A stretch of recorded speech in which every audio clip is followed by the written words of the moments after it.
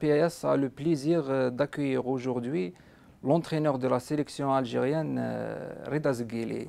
Coach Rida Zgueli, merci de nous avoir honorés de votre présence. Merci à vous. Coach, on va débuter par la fin et cette annonce de la Fédération internationale de handball de remplacer les Émirats arabes unis par l'Islande. Comment avez-vous accueilli cette information? Bon, écoutez, nous, en tant que techniciens, on aurait aimé d'avoir les Émirats la poule, puisqu'on a mis le vœu d'aller en deuxième tour. Et là, on a un gros morceau comme l'Islande, mais on va jouer, on va faire avec, et ne pas oublier que ça, c'est le championnat du monde. Et on ne se fixe pas uniquement sur une équipe. Et là, notre objectif, c'est le premier match. Le premier match est contre l'Égypte. Inch'Allah, on va tout faire. Je dirais, pour moi, c'est la clé de la suite de la compétition. Et j'espère, Inch'Allah, tout va bien, on gagne le premier match. Psychologiquement, on joue contre les Européens à l'aise. Et en plus, il faut jouer contre les Européens d'un niveau mondial.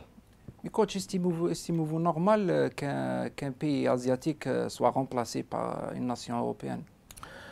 Bon, écoutez, ils ont un règlement intérieur de la Fédération internationale. Moi, sincèrement, je ne vais pas s'immiscer de travail. On a parlé de pression de l'Islande sur l'IHF de l'Islande qui a menacé de recourir aux TAS.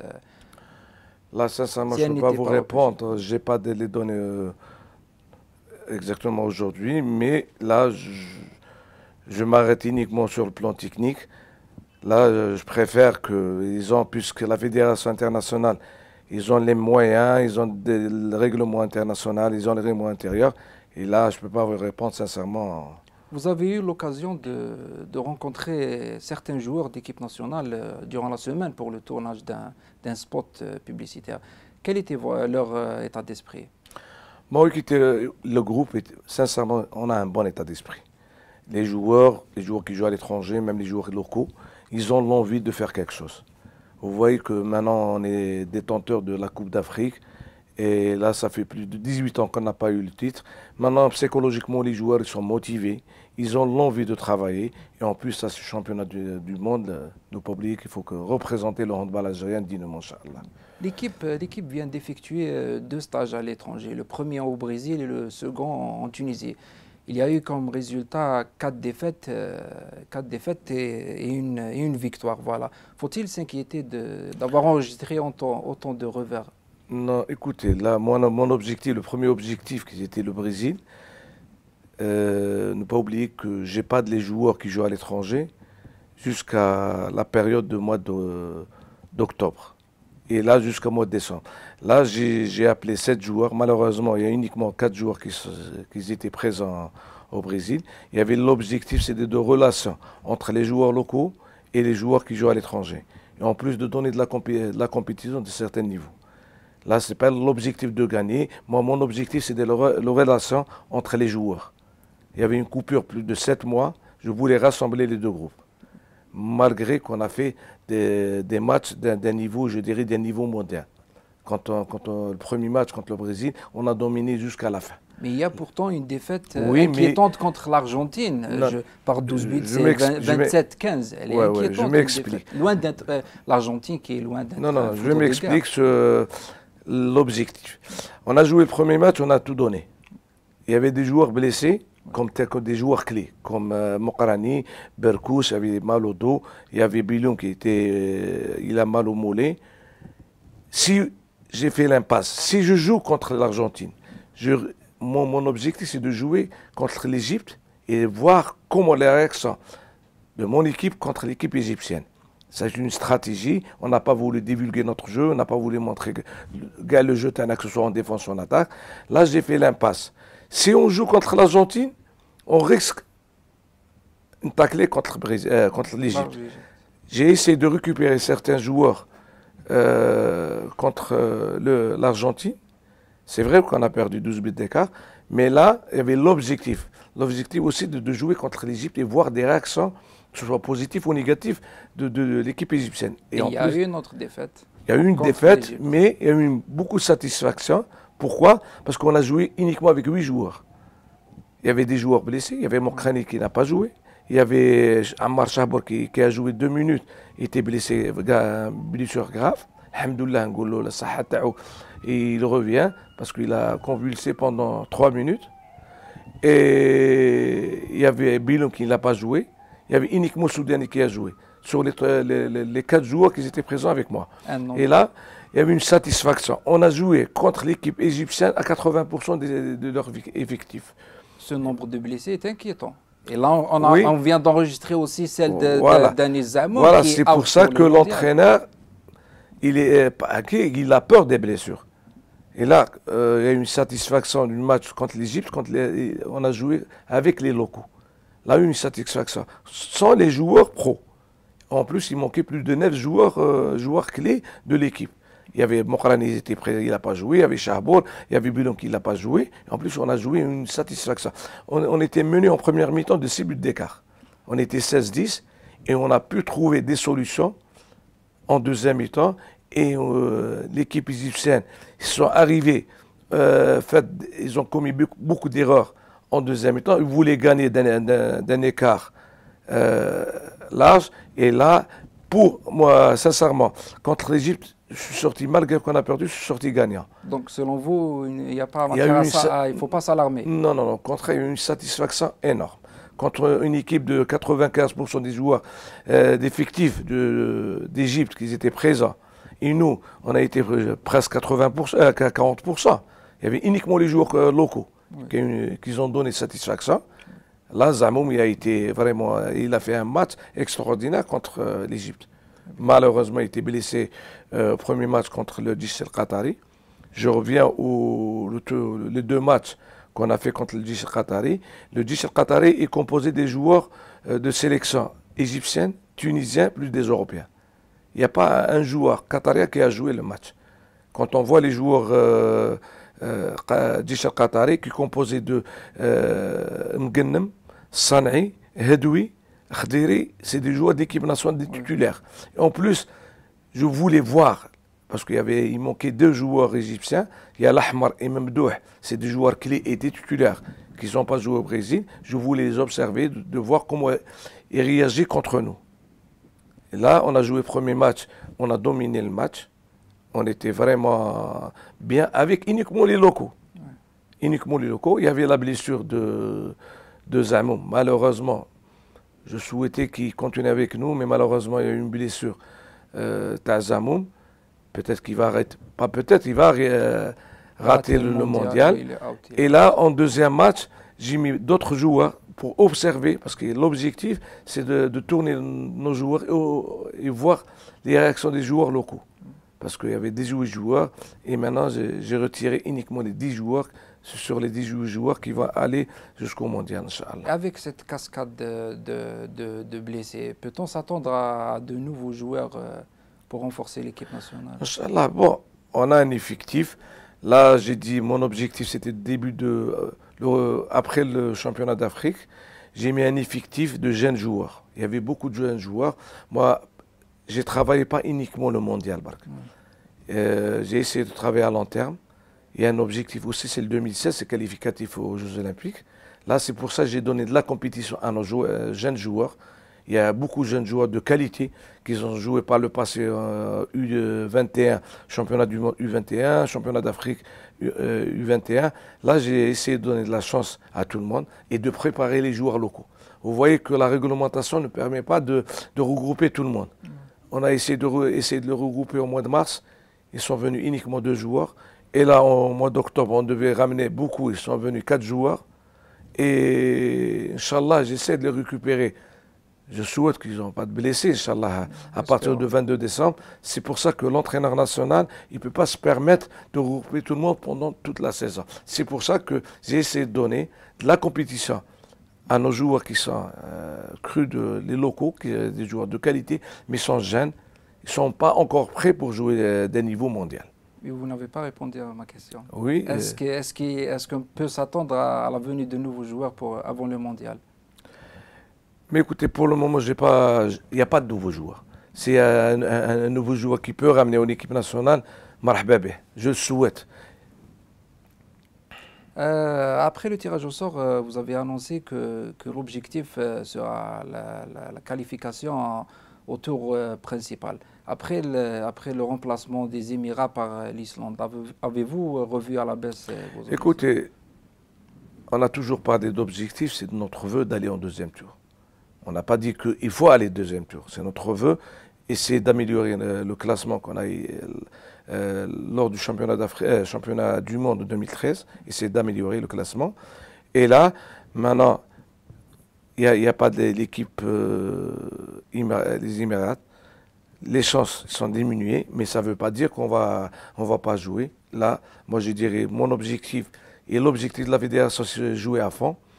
Et il y a le premier match, c'est la clé, c'est l'ouverture du championnat du monde. Inch'Allah, on souhaite de gagner le premier match.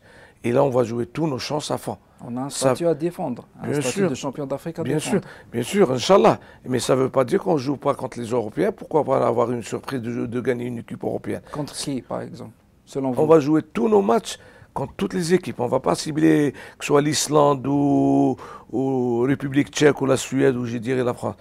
Tous les matchs, on joue à fond. Puisque cette année, on n'aura plus de récupération. Puisque le premier match, on joue le 16 et le deuxième match, on a toujours une journée de récupération. Et là, ça va nous permettre de jouer tous les matchs à fond, Inch'Allah. Coach Zghili, quand l'Algérie ne va-t-elle plus se contenter de cet objectif, améliorer son classement ou aller au second tour? L'Égypte, la Tunisie ont atteint les demi-finales. Pourquoi pas l'Algérie? Écoutez, nous, on était champion d'Afrique 96. Après, on était finaliste en 98. Après, on avait championnat d'Afrique en 2000. On n'a pas eu. Mais malheureusement, il n'y avait pas une continuité dans le travail. Les autres nations, vous parlez de Tunisie et Égypte, les autres, ils ont travaillé. Ils ont travaillé à long terme. Ils avaient des objectifs. Nous, on a arrêté. On n'a pas travaillé. C'est pour ça qu'on a 18 ans, on n'a pas eu le titre. Là et maintenant, on a gagné le championnat d'Afrique, mais ça ne veut pas dire qu'on est arrivé à un niveau comme la Tunisie ou l'Égypte, même au niveau mondial. Mais maintenant, on a gagné. Psychologiquement, on est motivé, mais il faut travailler. Si on travaille à long terme, si on cible il y a 2 ans de travail ou 4 ans de travail, un cycle olympique, on peut aller plus loin parce qu'on a des joueurs de qualité. Il faut de l'organisation, il faut travailler à long terme. Ça ne veut pas dire qu'on a gagné le championnat d'Afrique. Il faut faire quelque chose en championnat du monde. Selon vous, c'est ce qui manque à l'Algérie? Bien sûr. Le travail à long terme. Bien sûr. On a gagné 5 titres consécutifs depuis 89. On a baissé, on n'a pas travaillé. On a pensé uniquement en année. Par rapport aux Tunisiens et les Égyptiens, ils ont travaillé. Ils ont ciblé une équipe jeune, U17, ils ont travaillé jusqu'à l'équipe senior.